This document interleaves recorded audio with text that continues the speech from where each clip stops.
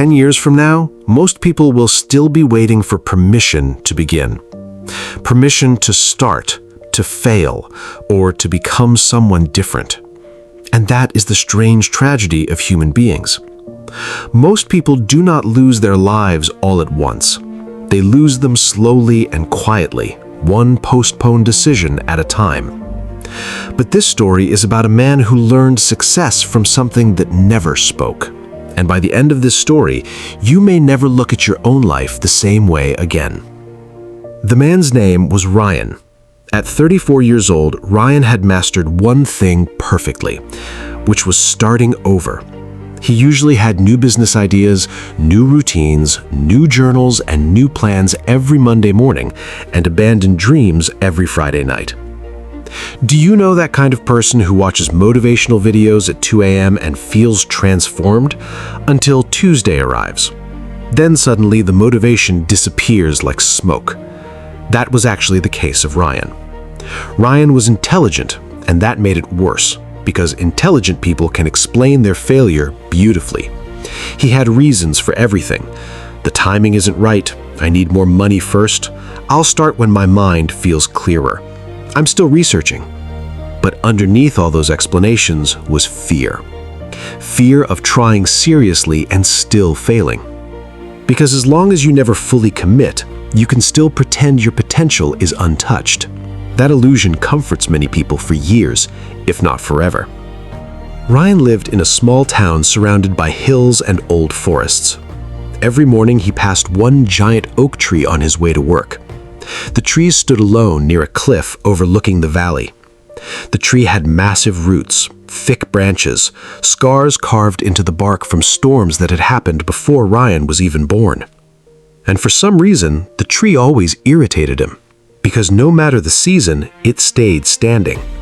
Whether winter, heavy rain, or violent wind, it was still standing. Meanwhile, Ryan collapsed emotionally because of unanswered emails. One evening, after another failed business launch, Ryan walked farther than usual and sat under the tree. He dropped his laptop just beside him. He stared at the valley below and whispered something to himself. Maybe I just don't have what it takes. Now here is something most people never admit openly. There comes a point where repeated disappointment changes your nervous system. You stop expecting good things. Your brain begins protecting you from hope itself. That was the situation of Ryan. He was in anticipation of failure. Here's something you should know. A failed person still tries sometimes. A defeated person stops emotionally investing before life can disappoint them again. That night, as Ryan was still sitting under the tree, an old groundskeeper named Tomas approached the tree carrying a lantern. He worked near the forest trails, repairing fences and clearing branches after storms. He noticed Ryan. "Bad night?" Tomas asked. Ryan laughed quietly. "Bad decade." Tomas sat beside him slowly, joints cracking with age. Then he looked up at the tree. "Do you know why that tree survived this long?" he asked. Ryan shrugged. "Strong roots, I guess?" Tomas replied. "Everybody says that, but that's not the interesting part." He pointed toward the cliff edge. "The interesting part is where it grew." Ryan frowned. "The soil here is terrible. It's always rocky, thin, violent storms every winter. Most young trees died here decades ago." Ryan looked up again. "So why didn't this one die?" Tomas smiled faintly.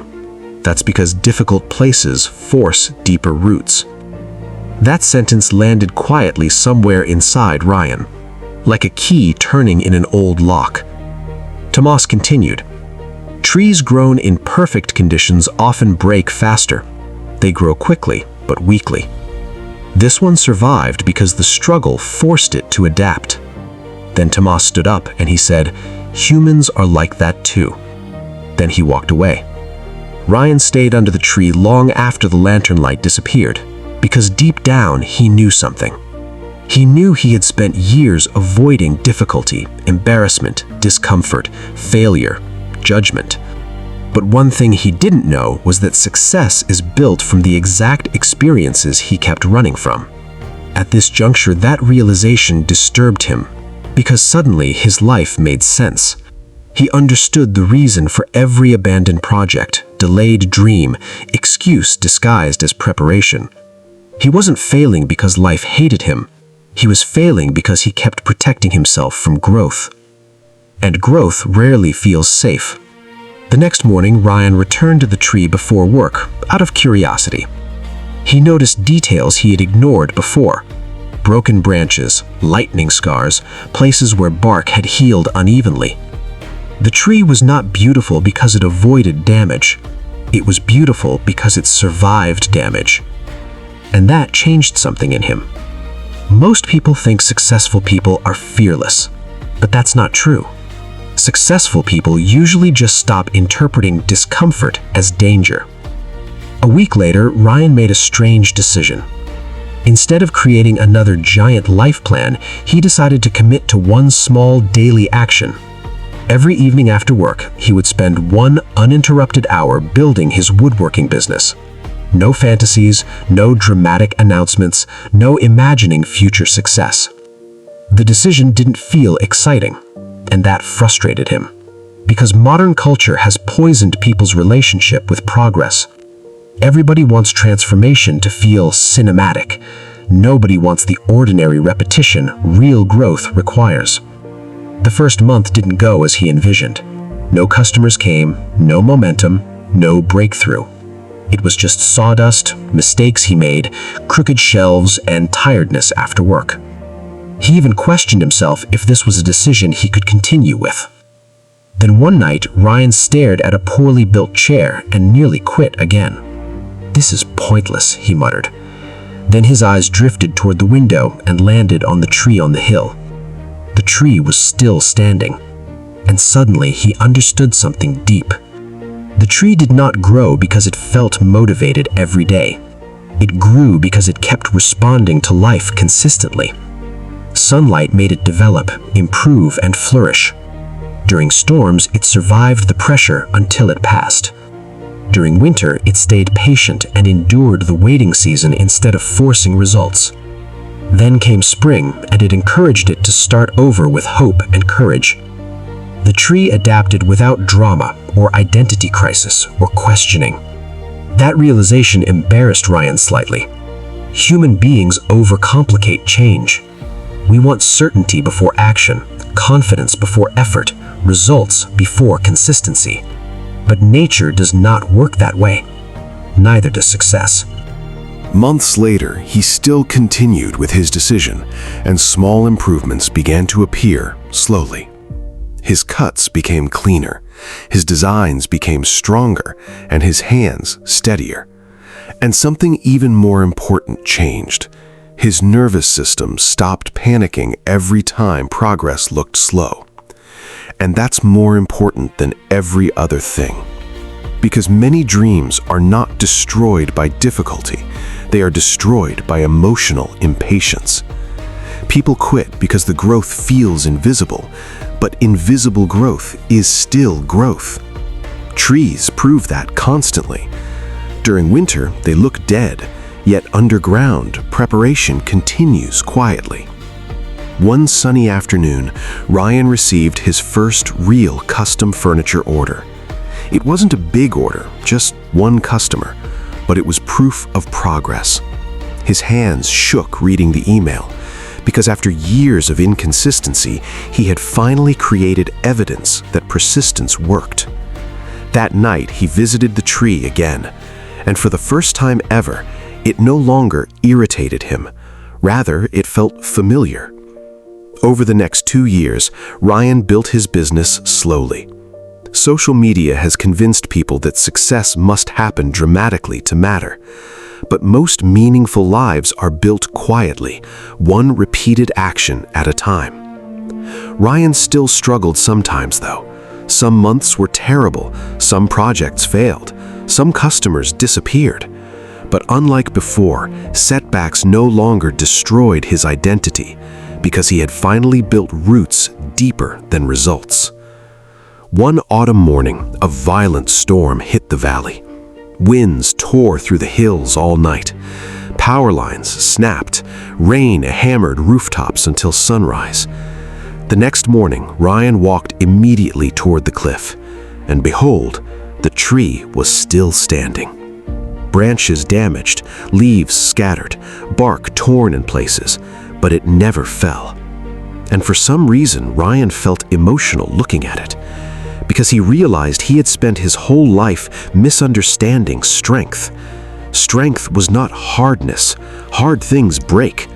Real strength was flexibility, endurance, the ability to bend without abandoning yourself. That storm changed him permanently. Years later, Ryan became known in nearby towns for his handcrafted furniture. People admired his patience, his calmness, and his discipline. What they didn't see were the years where nothing seemed to happen. The invisible years matter most. That is where identity forms. One evening, a young man visited Ryan's workshop. He was full of ambition and wished to be like Ryan. The young man asked him the same question everyone eventually asks, because people assumed he had been lucky for being where he was. How do you become successful? Ryan looked toward the hill outside the workshop window, looking toward the old oak tree. Then he smiled softly. "First," he said, "stop asking how to grow quickly." The young man looked confused. Ryan continued, "Ask how to grow deeply." The workshop went quiet. Then Ryan picked up a rough piece of wood and ran his fingers across it. "Fast growth looks impressive at first," he said, "but things built too quickly often collapse under pressure." He glanced outside again. "The tree taught me that." Now listen carefully. Let me tell you this. Most people watching this are trying to change their lives emotionally instead of structurally. They chase motivation instead of stability, intensity instead of consistency, inspiration instead of endurance. But your future is not built from occasional bursts of effort. It is built from what you repeatedly survive. The quiet mornings, the lonely work, the boring repetition, the seasons where nothing seems to change. That is where roots form. And roots determine whether success destroys you or supports you. So if your life currently feels slow, if you are not seeing progress, if you feel buried instead of blooming, maybe you are not failing. You might be growing underground. The tree never screamed while growing. It never demanded applause or panicked during winter. It simply continued. And eventually, the world called it strong. Subscribe to this channel if you want more stories that do not just motivate you temporarily, but change the way you see your own life. Because success is not becoming somebody else. It is becoming strong enough to remain standing through every season.